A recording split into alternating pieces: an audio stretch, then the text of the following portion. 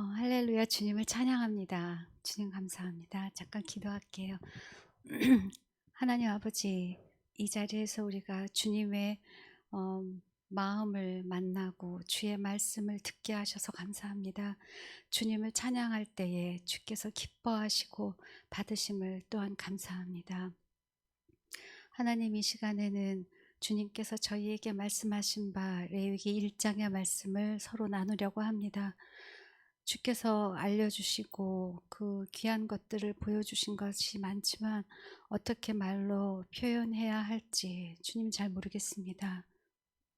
하나님의 지혜의 입술을 허락하여 주셔서 주께서 우리에게 듣게 하시고자 하실 그 말씀이 성령님께서 역사하심으로 들려지게 하시고 주님의 나라를 보는 시간이 되게 하시며 주께서 말씀하신 그 번제의 앞에 서 있는 저희들을 주님의 이름으로 축복하는 마음으로 우리가 함께 그 말씀 앞에 서게 하여 주옵소서.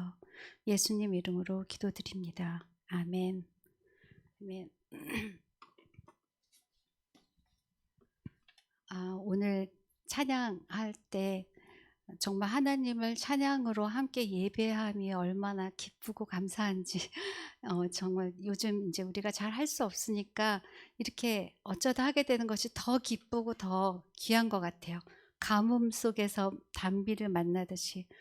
근데 제가 레위기를 하면서 그 젖과 꿀이 흐르는 땅을 찾아갈 자들이 받게 되는 책이라고 말씀드렸잖아요. 젖과 꿀이 흐르는 땅에 들어가면 어떤 일이 있을까? 아까 찬양을 하면서 이 내게 강 같은 평화, 옛날부터 알고 있던 찬양인데 이런 일이 우리에게 일어나겠구나. 젖과 꿀이 흐르면, 신령한 젖과 꿀이 우리에게서 흐르면, 하나님께 그게 있는 것이 우리에게 들어오면, 여기 가사에 읽어드릴까요? 우리 다 같이 찬양했지만 강 같은 평화가 있고 바다 같은 사랑이 있고 샘솟는 기쁨이 있고 믿음, 소망, 사랑이 넘치게 되는 그런 상태를 늘 경험하면서 살게 되는 것이 하나님이 주신 그 신령한 젖과 꿀이 흐르는 땅에 대한 비전이라고 생각이 들었어요. 그래서 바로 그렇군요. 그러면 얼마나 우리가 날마다 행복하고 기쁘고 즐겁게 주님 앞에 달려가겠어요. 이 땅에서 살지만 하나님이 계시는 그 천국을 이 땅에서 살면서 주님 앞에 찬양하면서 우리가 달려가는 여호와의 군사가 될 텐데, 이런 마음이 들었습니다. 이제 오늘 레위기 1장은 이제 번제의 말씀이 나와 있어요. 이 번제가 지난번에 말씀드렸듯이 레위기는 세 파트로 나눌 수 있다 그랬잖아요. 한 파트는 하나님께 대한 거룩에 대해서 얘기하고, 두 번째는 자신의 성결, 우리 자신을 어떻게 지켜야 하는지에 대해서 얘기하고, 세 번째는 그렇게 지켜진 자들이, 하나님 앞에 하나님을 거룩하게 하는 자들이 모여서 공동체가 돼서 그 이웃과 자기들이 속한 사회에서 어떤 역할을 하면서 살아야 되는지, 그 사회적인 공동체의 거룩한 삶에 대해서 기록하고 있어요. 그래서 레위기를 우리가 쭉 따라가 보면 처음 시작에서부터 하나님을 거룩하게 하시는 그 삶에서, 나의 정결한 삶에서, 그 다음엔 이웃과 공동체의 그런 아름다운 삶으로 이게 이렇게 여정이 이어지고 우리가 그렇게 완성되기를 하나님께서는 바라신다고 저는 그렇게 믿습니다. 그래서 이 레위기를 지난번에 이제 말씀드릴 때 이 레위기를 누가 들을 것인가, 이 레위기를 언제 말씀하셨나, 이제 그런 시점들이 우리에게 굉장히 중요한데 사실은 지금 이 자리에 있는 대면 비대면으로 또 주님의 말씀을 함께 나누는 우리가 이 번제 앞에 지금 서 있다라고 여겨졌어요. 번제에 대한 거는 많이 들었고 또 말씀도 많이 묵상해서 또 많이 알고 하지만 지금 이 순간 하나님께서 나에게 네 앞에 이제 번제가 올려질 번제단이 준비되어 있고 너의 번제를 내가 기다린다, 이렇게 말씀하신다고 믿어져요. 그래서 아름다운 그 번제의 때가 우리에게 물결처럼 일어나게 되기를 주님의 이름으로 기도합니다. 번제는 다 태우는 제죠. 그 태우는 제사예요. 그러니까 뭐 여기 보면 짐승도 잡고 가죽도 벗기고 각도 뜨고 하지만, 그런데 그 본 의미는 굉장히 아름답거든요. 그게 왜 아름다울까? 왜 번제를 아름답다고 할까? 우리가 인제 같이 하다 보면 끝날 때쯤에는 '아 번제가 너무 아름답구나.' 하면서 번제에 대한 사모함이 우리에게 생기게 될 것을 주님께 기도합니다. 성경은 이 기록하는 순서에도 굉장히 의미가 있는 것 같아요.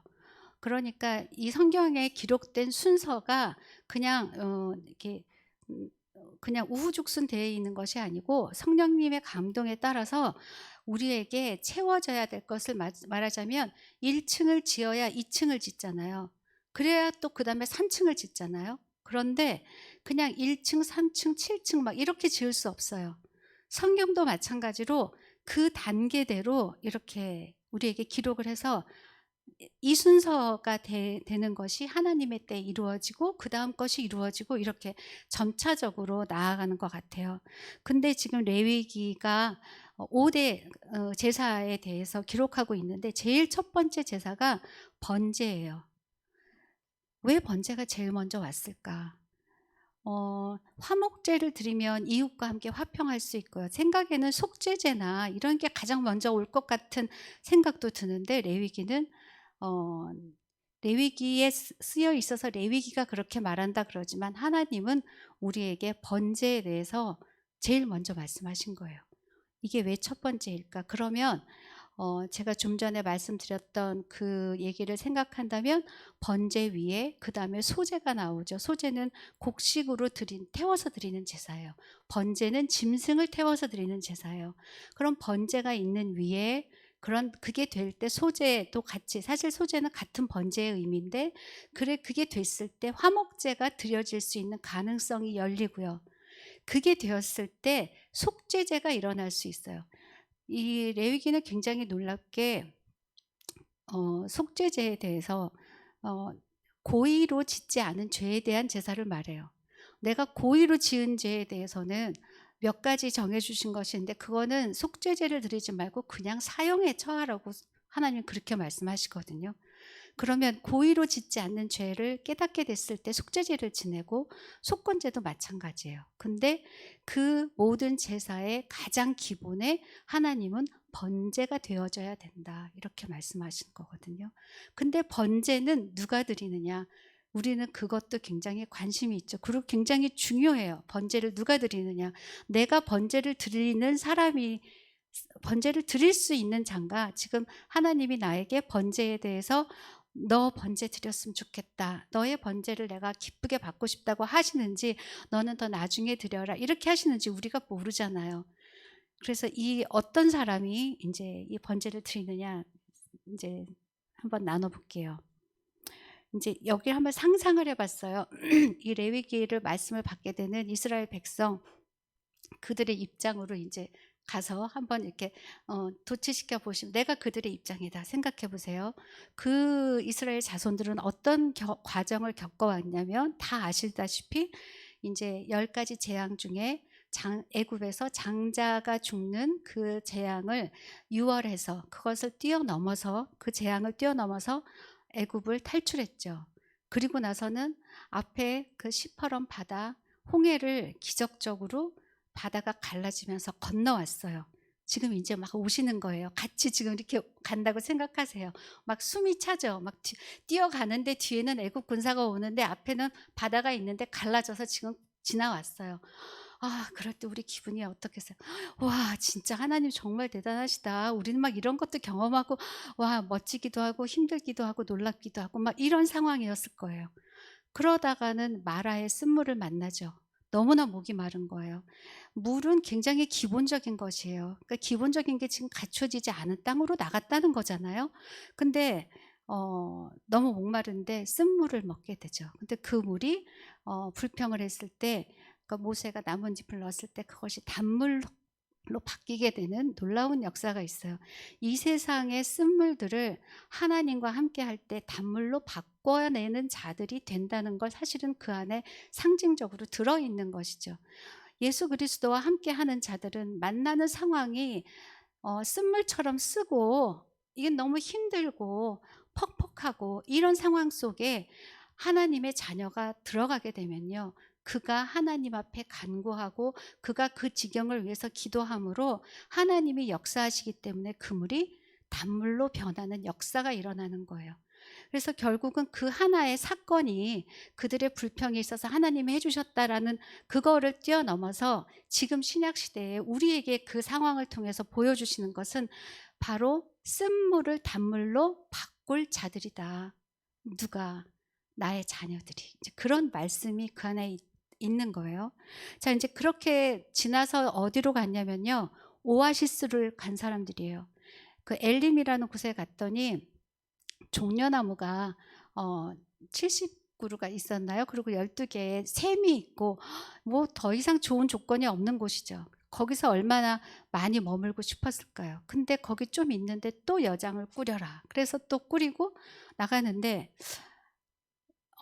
우리도 삶 속에서 '아 여기가 좋사오니.' 하는 대목을 만날 수 있거든요. 근데 하나님이 그것을 지속시키지 않으시고 거기에서 가뭄을 만나게 하신다든지 어려움을 만나게 하실 때가 있어요. 거기는 초막을 지을 곳이 아니야. 우리에게 "너희가 초막을 짓고 살 곳은 젖과 꿀이 흐르는 저 땅이지. 내가 약속한 그 땅이지 중간에 조금 살기 좋아졌다고 여기에다 터를 잡을 곳이 아니라고 하나님 말씀하시는 그런 상황이에요. 그래서 그들이 이 엘림을 떠날 때 굉장히 아쉽게 떠났을 거예요. 그래도 이제는 자기 마음대로 '나는 있을 거예요. 나는 뭐 딴 데로 갈까요?' 이럴 수 없는 하나님의 명령하심에 따라가는 운명의 그 배를 탄 사람들이 된 거죠. 어 그러고 나서는 신광야를 들어가요. 거기 갔더니 또 먹을 것도 없죠. 고기도 먹고 싶죠. 또 얘기하고 불평하니까 인제 하나님이 그때 만나를 주시고 메추라기가 지면에 이렇게 와서 메추라기 고기를 먹게 돼요. 그런 걸 경험할 때 하나님의 놀라우심이 그들 안에 차곡차곡 쌓여서 '야 정말 부푼 꿈을 안고 너무 힘들지만 한번 견뎌 보자. 하늘에서 막 이런 곡식도 내려오잖아.' 막 이러면서 갔는데 사실은 얼마 지나지 않아서 그 만나에 대해서 불평하게 되죠. 이 만나가 그런 뜻이래요. "이게 뭐야?" 이게 만나래요. 그 나라 말로. 그래서 아니 뭐 내렸는데 "아이 이게 뭐야?" 이게 만나예요. 그래서 근데 날마다 그거를 빻아서 그거로 뭘 해 먹으니까 우리가 생각할 때는 막연히 '야 참 정말 신령한 음식도 먹고 너무 좋았겠다.' 하지만 그 사람들은 너무 지겹고 그 만나만 먹는 게 물리고 그랬을 거예요. 그들 심정을 한번 공감을 해 봤으면 좋겠어요. 그러다가 인제 르비딤을 가요. 이렇게 쭉 가는 거죠. 지금 쭉 어디를 향해서 가냐면 레위기를 향해서 가고 있어요. 르비딤을 갔더니 또 물이 없어요. 그래서 또 물에 대해서 원망을 하니까 그때 인제 호렙산 반석을 쳐서 물이 나게 하라는 하나님의 명령을 듣고 모세가 인제 그 일을 하죠. 그럴 때 거기를 인제 뭐 마사나 무리바 이렇게 이름을 졌다고 하는데 그 뜻이 뭐냐면 그 이스라엘 사람들이 "우리 중에 여호와가 계시기는 한 거야?" 이렇게 말을 하는 거야. 지금 하나님이 우리랑 계시는 거야? 그러니까 의심이 들고 확신이 안 드는 거죠. '아니 하나님이 계시다면 왜 우리가 물도 못 먹지?' 이러면서 의심하기 시작하고 했던 데가 바로 그 무리바예요. 거기에서 인제 아말렉하고 전투도 하고요. 또 경험하죠.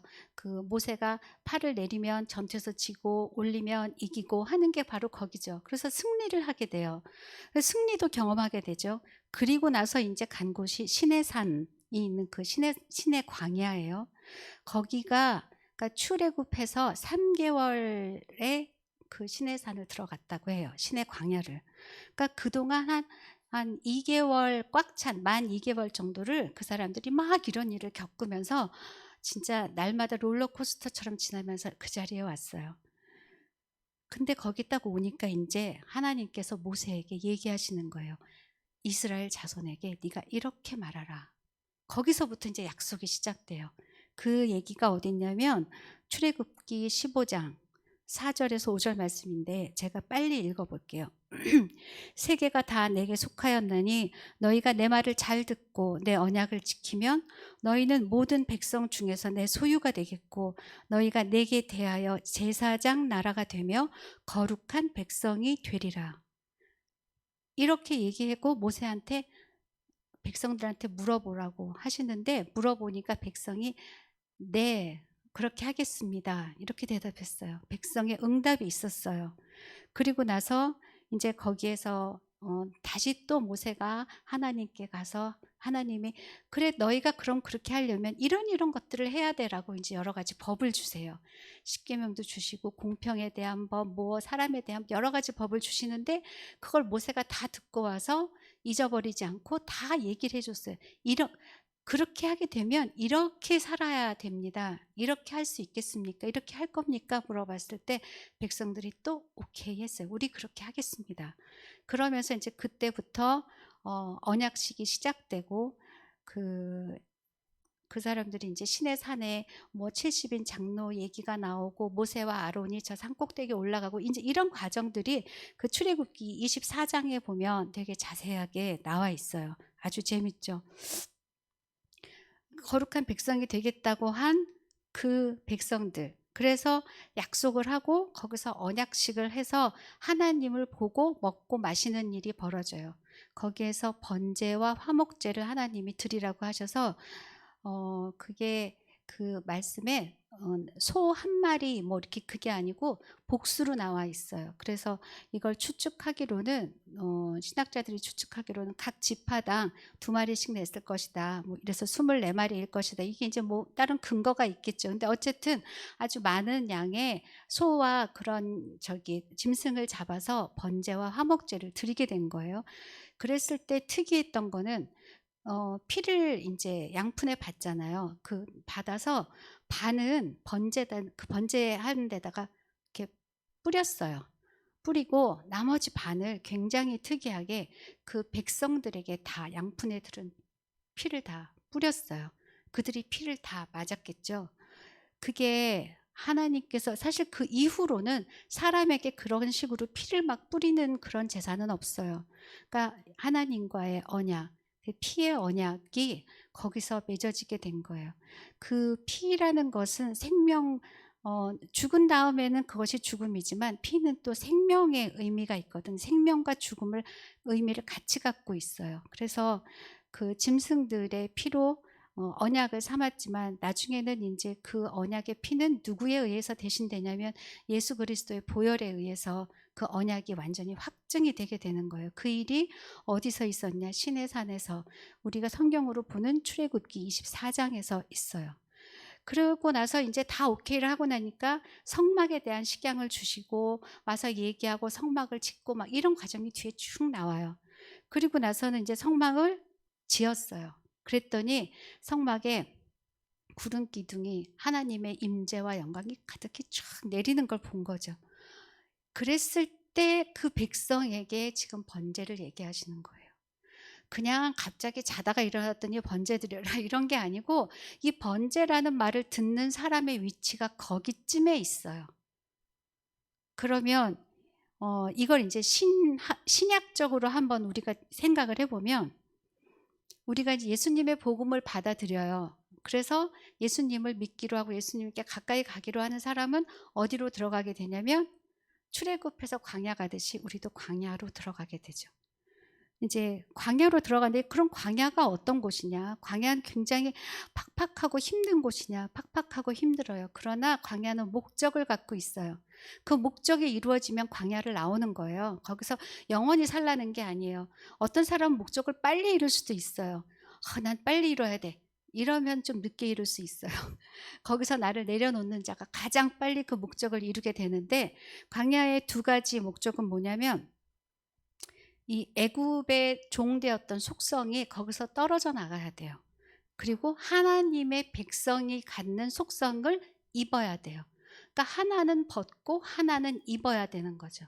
근데 애굽 종되었다고 하지만 사실은 이 사람들이 다 세상의 왕이에요. 하나님과 분리되어 있었고 정말 그 어둠 가운데 있었기 때문에 자기가 스스로 자기에게 왕인 자들이에요. 우리도 복음을 만나서 주님 앞에 나올 때 이제까지 내가 나의 왕이 되어서 살았던 그런 모습으로 주님께 나오는 거죠. 나오고 나면 주님이 인제 네가 왕 되었던 것은 벗어버리고 이제 나의 자녀의 삶으로 그 속성을 다시 입어라라고 주시는 것이 바로 이 광야라는 영적인 공간이에요. 이스라엘 백성은 물리적인 공간을 광야를 경험했지만 우리는 영적인 공간을 경험해요. 그래서 예수님 믿으려고 해서 했더니 뭔가가 막 내 뜻대로 더 안 되고 그전에는 이렇게 하니까 잘 됐는데 지금 이렇게 하니까 그게 안 되고 막 이런 것들 경험 많이 하게 돼요. 그 안에 숨겨진 하나님의 음성이 바로 이런 거죠. 그럴 때 우리가 이걸 알았더라면 '아 빨리 내 방식을 버려야 되는구나. 빨리 하나님 앞에 내가 무릎을 꿇어야 되는구나.' 이런 거 우리가 알았을 텐데 '아 내가 좀 덜 열심히 해서 그런가?' 하고 거기서 더 열심히 해 보고 그러다 더 크게 실패해 보기도 하고 이런 거 경험하게 되는 거예요 광야는. 그런 영적인 공간인데 그 공간 안에서 성막을 짓는 공간이에요. 그게 인제 첫 번째 목적이에요. 성막은 뭐냐면 하나님을 만나게 되는 그 길이에요. 하나님을 만나게 되는 방법. 우리로 치면 구약 시대 때는 진짜 성막을 지었지만 우리는 성막이 어디 지어야 되냐면 여기 지어져야 되는데 단번에 완성이 안 돼요. 그러나 그 틀은 구조는 어떻게 생겨야 된다더라. 그거는 내 마음에 받아들이고 순종하는 마음으로 그걸 가지고 있으면 점점 그 성막이 완성이 되어 가게 되죠. 기능이 회복되면서 이제 처음에는 틀이었지만 점점 살이 붙게 되고 어느 순간 그게 온전한 기능을 할 수 있게 되면 역할을 감당하게 되는 거예요. 나 자신에 대한 성막 그리고 또 그것이 흘러넘쳐서 이웃과 사회에 대한 성막의 어떤 기능을 하게 되는 거죠. 그럼 성막의 구조를 한번 잠깐 이제 보면 이런 거예요. 어 성막에는 이제 그 문이 들어가는 문이 있어요. 동문이라고. 어 여기에 잠깐 그려도 될까요?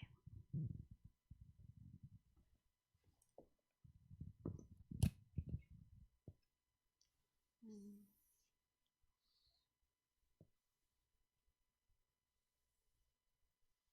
자 이렇게 보면요. 성막은 이렇게 세마포로 다 둘러싸여 있어요. 그래서 이 바깥 부분하고는 경계가 이루어지는 거죠. 이 경계가 우리가 세마포로 되어 있는데 이게 울타리잖아요. 이게 인제 세상과 구별됨이에요. 우리가 복음을 만나서 들어오면 이제는 세상에서 하던 것이 아닌 구별된 거기와 인제 선을 긋고 구별된 '이 안의 법을 따라가야겠구나.'라는 울타리가 채워져야 돼요.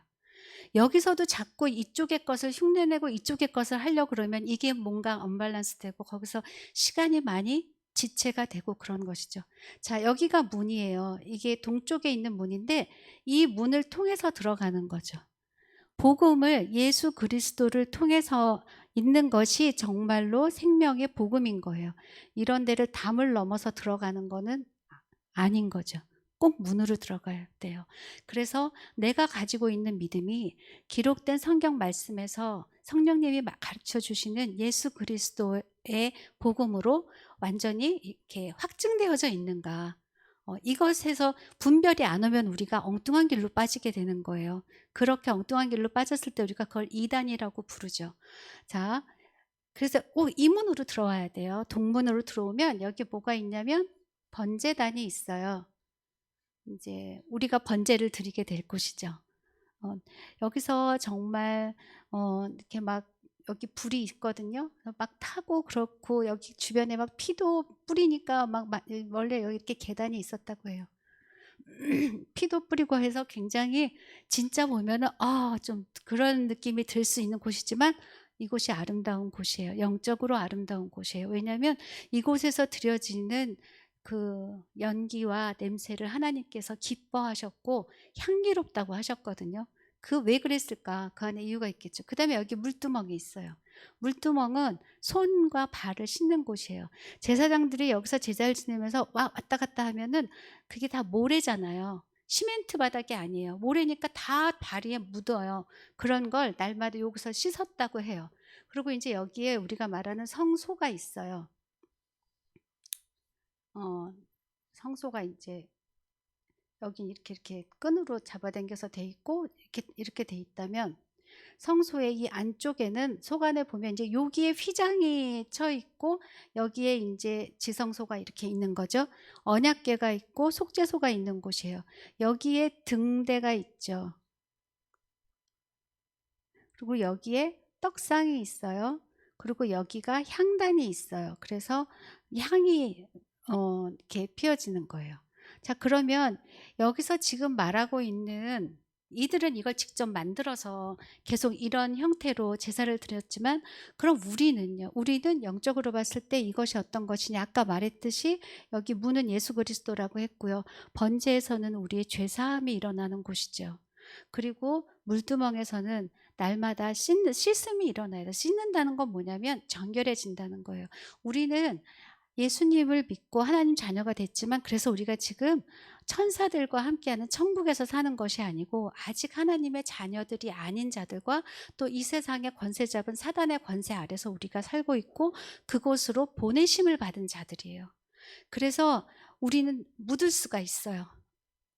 모래도 묻고 뭐 더러운 것도 묻고 오염될 수 있어요.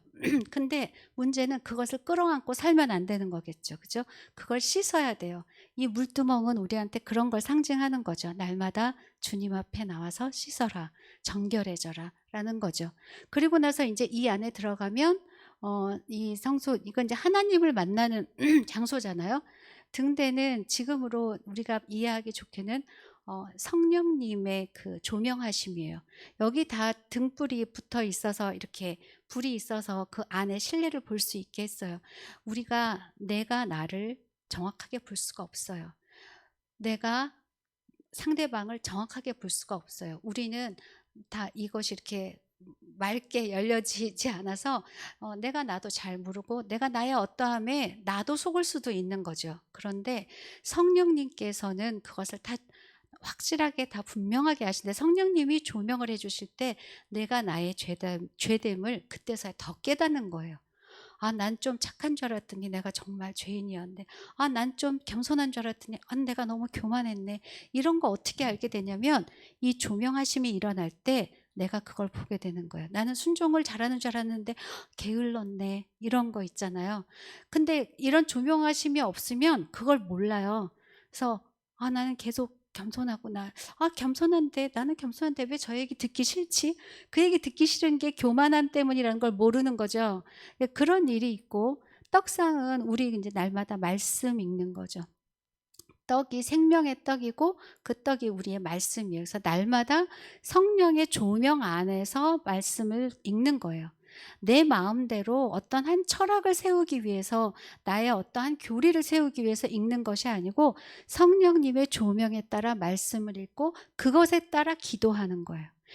만약에 성령님의 조명 따로 말씀 따로 기도 따로라면 이걸 이렇게 한 군데다 모아 두시지 않았을 거예요.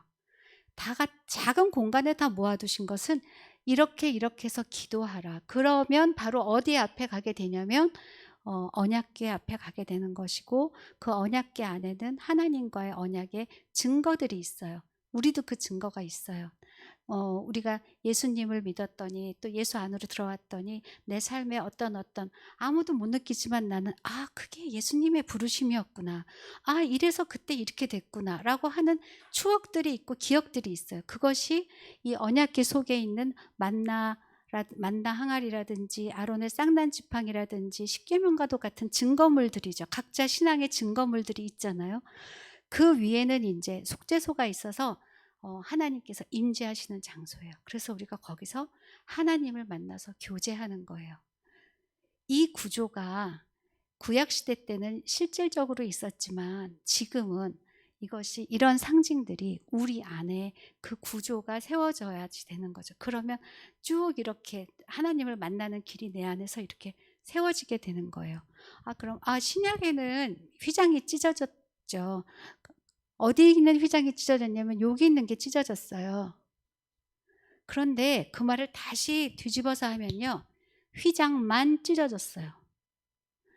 휘장이 찢어지면서 이게 전체가 다 없어지게 된 것이 아니고 영적인 의미가 그대로 남아 있는 상태에서 휘장, 하나님과 우리 사이에 죄 때문에 가로막혔던 담과 같았던 그 휘장, 하나님 앞에 나갈 수 없었던, 죄 때문에 분리되었던 그 휘장이 찢어지고 이제는 우리는 하나님 앞에 나아가서 기도할 수 있고 교제할 수 있는 그 길이 열린 거죠. 그러면 이 전부가 없어진 건가요? 없어지지 않았어요.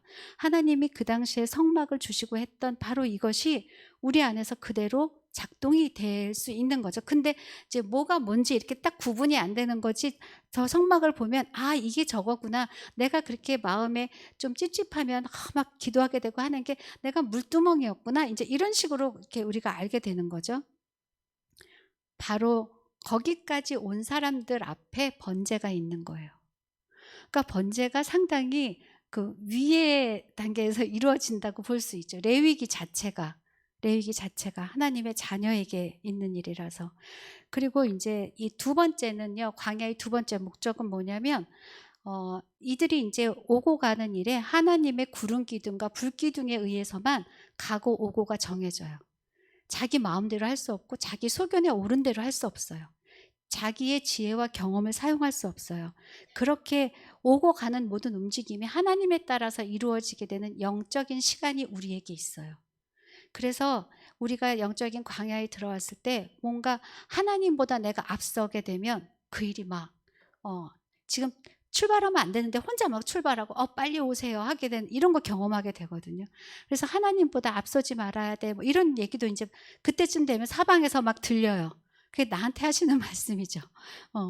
그런 때가 있는 거예요. 언제나 하나님이 가시는 걸 보고 따라가야 되는 바로 그때, 내 소견을 버려야 된다는 것을 경험하는 때에, 그때에 인제 가장 아름다운 번제가 인제 하나님이 말씀하시려고 딱 기다리고 계신 거예요. 그때서야 비로소 번제를 말씀하세요. 근데 번제는 아주 생소한 건 아니에요. 제가 보니까 제일 첫 번째 번제가 창세기 4장 4절에 아벨의 번제가 있었어요. 그 아벨의 제사를 받으셨죠. 그 번제와 함께. 그다음에 노아의 번제가 있어요. 홍수 끝나고 나서 하는 노아의 번제. 감사의 의미도 있고 또 많은 죄로 인해서 하나님과 분리돼서 많은 사람들이 죽게 된 거에 대한 속죄함에 대한 것도 있고, 앞으로 이런 심판이 이제 면하고 이제 우리가 이제 착하게 잘 살게, 주님과 함께 하나님과 함께 살게 해달라는 어떤 탄원의 의미도 있어요. 하나님은 그 번제를 기쁘게 받으시고 내가 이제 다시는 사람 때문에 다른 살아있는 것들을 죽이는 이런 건 하지 말아야겠다 하고, 그런 다른 피조물에 대한 그 언약을 하시죠. 무지개 언약이 있어요. 그리고 그다음에 또 아브라함도 번제를 드렸어요. 언제 드렸냐면 그 이삭을 번제로 드리려고 할 때. 그래서 그 아브라함한테 있어서 이삭을 번제를 드리는 거는 엄청난 헌신이죠.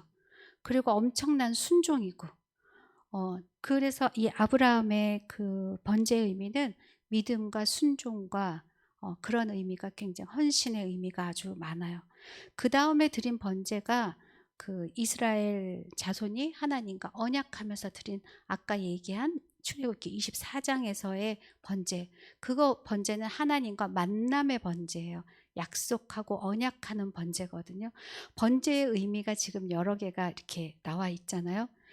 그래서 이제 번제를 드릴 텐데 도대체 이 번제가 뭐길래 이럴까? 하나님 입장에서 이제까지는 백성의 입장에서 그들이 이제 광야를 달려고 막 다 달려와서 성막까지 다 짓고 와, 우리 그래도 이 정도면 좀 잘한 것 같아. 뭐 이럴 수도 있고, 이제 앞으로 좀 좋은 일이 있지 않을까? 하나님이 정말 잘해 주시지 않을까? 기대를 가지고 고개를 딱 들으니까 사방은 그대로 광야고 아직도 물 때문에 걱정해야 되고 먹는 것은 만나고 막 인제 이런 상황에서 위로를 받고 싶었을지도 모르죠. 그런데 하나님은 번제를 드리라고 하시는 거예요. 이 번제는 이런 거더라고요. 기쁨으로 헌신하고 또 순종한다는 거에 대한 고백, 또 서원, '내가 이렇게 하겠습니다.' 하는 그런 서원, 그리고 또 하나님 앞에 우리가 사죄하는 마음인데, 사죄가 어떤 죄를 지은 거에 대한 사죄가 아니고요. 원죄적인 사죄예요. 하나님과 분리되어 있었던, 하나님과 분리된 어둠의 영역에 있었던 것에 대한 하나님 앞에 속죄하는 그런 마음. 제가 진짜 하나님을 사랑하고 하나님을 찬양하고 예때 나왔습니다. 그동안 제가 너무 죄되었었습니다. 라는 고백 같은 그런 것이 이 번제의 의미인데, 이 5대 제사 중에 앞에 나와 있는 번제, 소제, 화목제는요, 그냥 자원으로 드리는 제사예요. 그 기쁨의 제사예요. 나 너무나 기뻐서 화목제 드려서 여러 이웃하고 같이 나눠 먹고 하나님 앞에 감사할 거야. 나 너무 기쁘고 감사해서 하나님 앞에 내 이 뜨거운 헌신의 마음을 번제로 드릴 거야. 나도 그럴 거야. 그런데 나는 짐승을 살 돈은 없고 나는 농사를 지으니까 곡식으로 드리고 싶어요. 이렇게 된 것이 번제, 소제, 화목제예요. 그러면 그 뒤에 있는 속죄제하고 속건제는요, 이거는 이제 죄를 졌을 때 드리는 제사예요. 의무로 드려야 되는 거예요. 이 제사를 안 드리면 안 되는 제사예요. 그래서 어떤 의미에서는 이쪽은 기쁨의 제사고, 이쪽은 굉장히 죄를 졌으니까 마음이 어둡고 그 슬픔의 제사가 될 수 있는 거죠. 그렇게 구분을 하시는 그런 신학자도 계세요. 그런데 이 번제는 하나님과 이제 거룩한 관계를 갖게 하는데 기쁨으로 헌신하는 그런 제사인데, 레위기 1장 이제 4절에 보면 그는 번제물의 머리에 안수할지니 그를 위하여 기쁘게 받으심이 된다고 해요. 번제는 하나님이 기쁘게 받으시는 거고, 또 그를 위하여는 속죄가 될 것이요. 그래서 번제에는 언제나 이게 감사제인데도 불구하고 속죄의 의미가 같이 들어 있어요. 레위기 1장 9절에는 그 내장과 정강이를 물로 씻을 것이요. 그러니까 더러운 것은 다 씻어버려야 된다는 거예요. 더러운 채로 드리면 안 된다는 거예요. 내장에는 뭐 여러 가지 그 안에 있는 더러운 오물이 묻어 있을 수 있고, 정강이는 거기 흑인이 뭐니 다 묻어 있을 수 있어요. 그런 거 다 씻어서 태워야죠. 그러면 제사장이 그걸 전부 다 불살릴 때 여호와께 향기로운 냄새라. 그래서 번제는 하나님이 기뻐하시고 향기롭게 여기시는 그런 제사예요. 이런 제사를 하나님의 자손인 이스라엘 자손 제일 먼저 이거를 먼저 드리라고 하는 거예요. 모든 준비가 된 자에게, 저에게도 우리에게도 먼저 너 자신에 대한 온전한 이런 헌신하는, 주님께 하나님께 모든 것을 다 내어드리는, 내려놓는 이런 번제를 먼저 말씀하시는 거죠. 이 번제의 방법은요, 우리 여기 본문에도 보면 나와 있는데, 그 예물을 드리는 자가 다 도사를 해요. 자, 여기 보면 여기 6절에 1장 6절에 보시면 예물을 드리는 자가 그 번제물에 가죽을 벗기고 각을 뜰 것이요.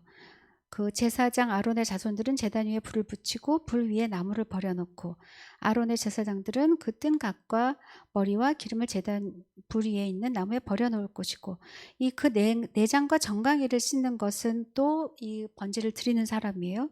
그럼 제사장은 그것을 제단 위에 불살라 번제를 드릴지니 이것이 여호와께 향기로운 냄새니라. 그래서 이 번제의 과정에 중요한 것은 안수한 이후부터 이 짐승에 대해서 그러니까 죽이고 뭐 하는 모든 과정을 이 예물을 드린 사람이에요. 그럼 이것이 어떤 의미가 될까? 그래서 결국 이 번제자는 예물 드리는 사람의 예배지 제사장의 예배가 아니에요.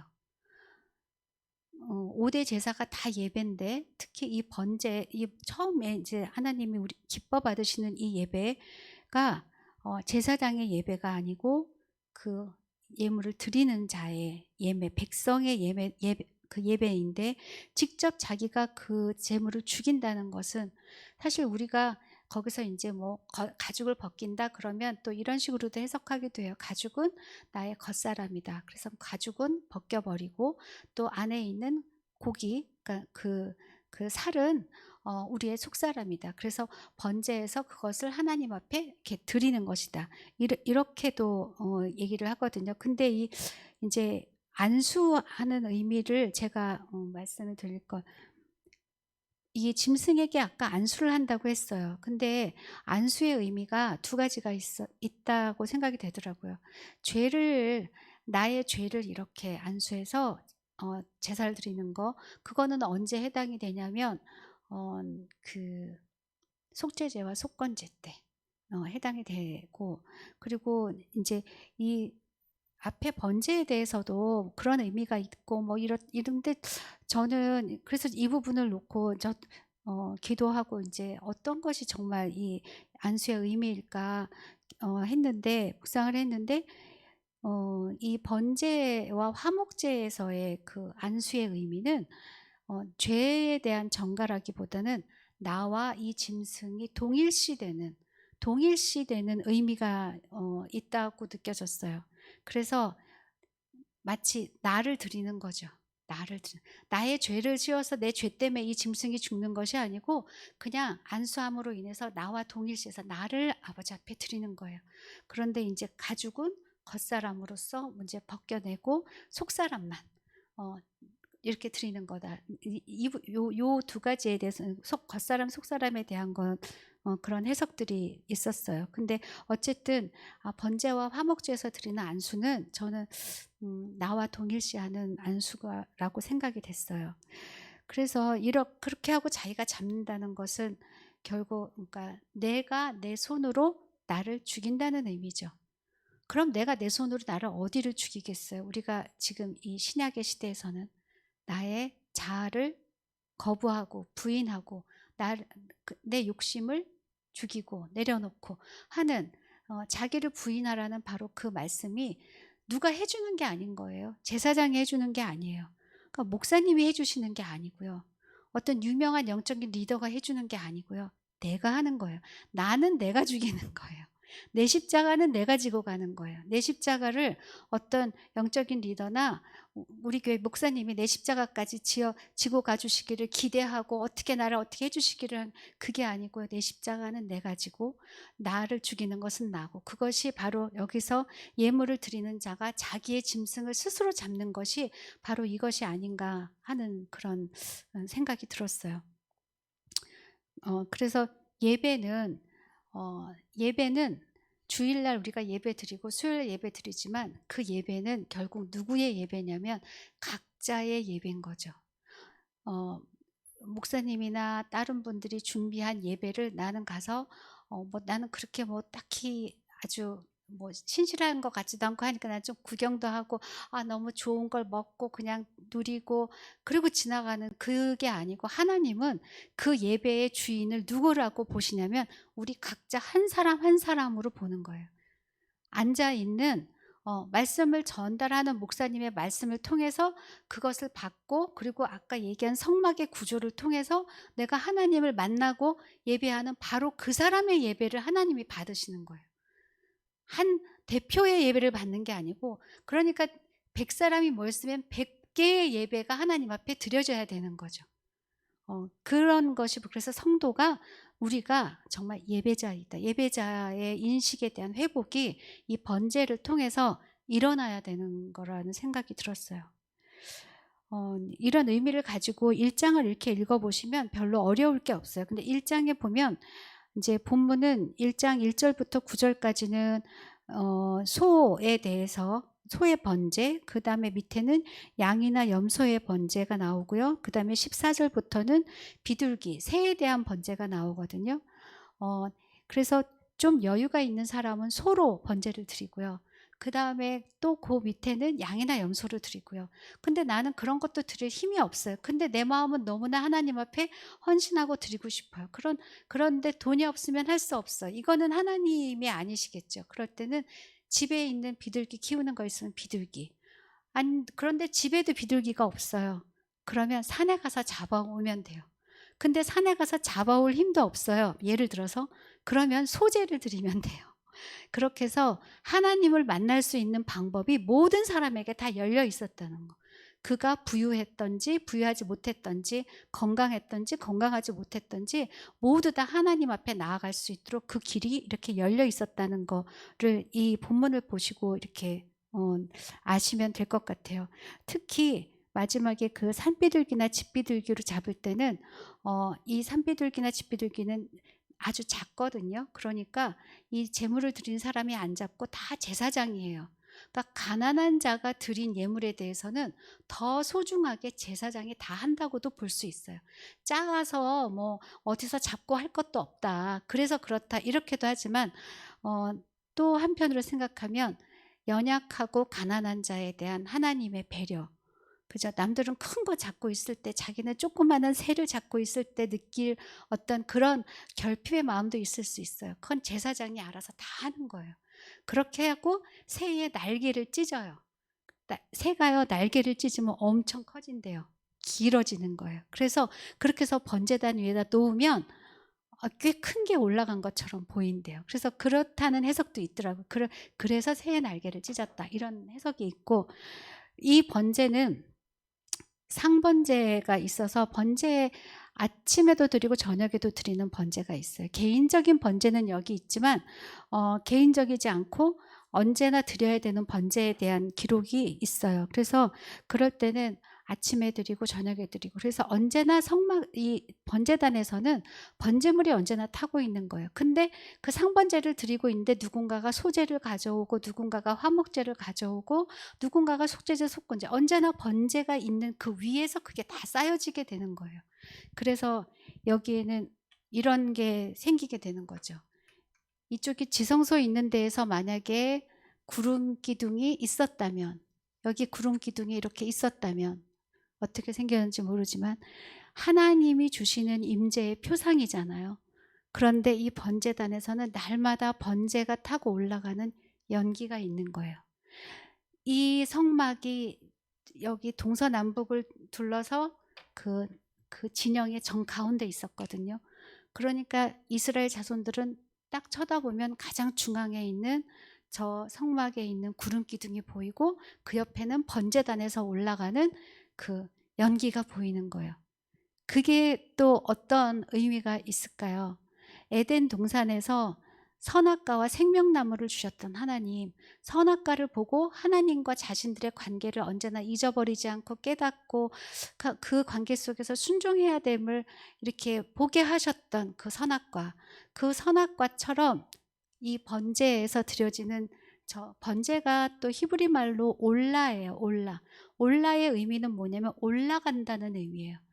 영어 성경에는 번제라 그러면은 이렇게 그러니까 번트 오퍼링 해가지고 태워서 드리는 제사 이렇게 돼 있거든요. 근데 히브리어는 올라라고 해서 올라간다는 뜻이에요. 우리나라 말이랑 똑같은데 올라가는 거예요. 저렇게 연기가 올라가고 향이 올라가는 거예요. 뭐는 남아요? 재는 남아요. 우리는 흙에서 와서 정말 나중에 흙밖에 남을 것이 없고 재 같은 존재가 될 거예요. 그런데 이러한 존재 안에 하나님을 향한 사랑과 하나님과 함께함, 그리고 그 하나님과 분리되어 있던 것을 속죄하고 기쁨으로 헌신하는 어떤 그런 것들이 되면 죄는 남지만 그러나 기뻐하심의 존재가 되고, 그리고 그 향기가 되는 거죠. 하나님 앞에 향기로움이 되는 거죠. 그렇게 해서 올라가게 되고, 그들은 날마다 저걸 보면서 하나님이 이렇게 하라고 하셨어, 저렇게 하라고 하셨어 하는 걸 기억하는 바로 그런 의미를 갖게 되었을 거예요. 그래서 오늘 같이 1장의 번제를 나눴는데, 이 번제는 하나님께서 기뻐하시는 영적 예물이 되고 향기가 되는 것이다. 도대체 번제가 뭘까 했는데 바로 번제가 그거더라고요. 예, 그런 번제가 날마다 일어나는 우리 아름다운 교회가 되고 또 우리 각자 개인 성도가 되기를 주님의 이름으로 기도합니다.